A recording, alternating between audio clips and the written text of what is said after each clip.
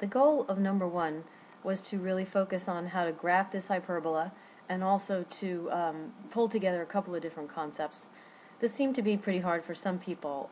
A lot of people didn't do quite so well on this. So the first thing we want to do is notice that this is a hyperbola, and it has the possibility for the denominator to be 0 if x is equal to 4. So there's going to be what we call the vertical asymptote at 4, meaning I have to put a 4 right there. Excuse me, I have to put a vertical asymptote right here. So now we know that the function is somehow going to bend on both sides of this vertical asymptote, because that's one of the features of hyperbolas. So then the next thing that we want to think about is how does it behave on both sides of it. So what we're going to do is look at the limiting behaviors on each side. So as x gets infinitely larger going out this way, what we're doing is we're looking at the limit as x approaches infinity of the function.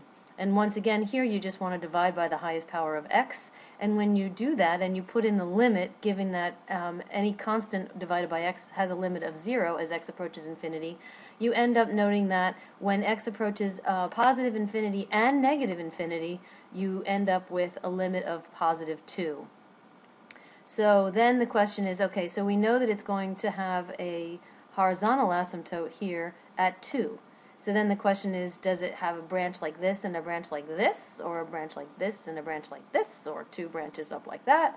Well, since it's first degree over a first degree, they're going to have opposite signs. So the question then is, what happens when we put in a simple value? Usually x equals 0 is a nice one. When we put in 0 in this, we're going to get negative 1/4.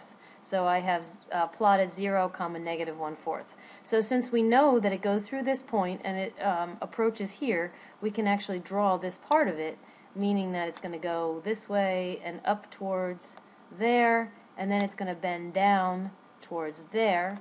And because it is a hyperbola, we're going to have it going in the opposite direction as well. You needed to have both sides. So the next part of the question says we want to draw the tangent line at x equals 0. So that would involve simply having the tangent line right about there, something like that. And then I asked you to find the equation of that tangent line. So to do that, we want to find the slope of the derivative at that point. So we use the quotient rule here to find the derivative of this quotient, and when you put in 0, you get negative 9/16.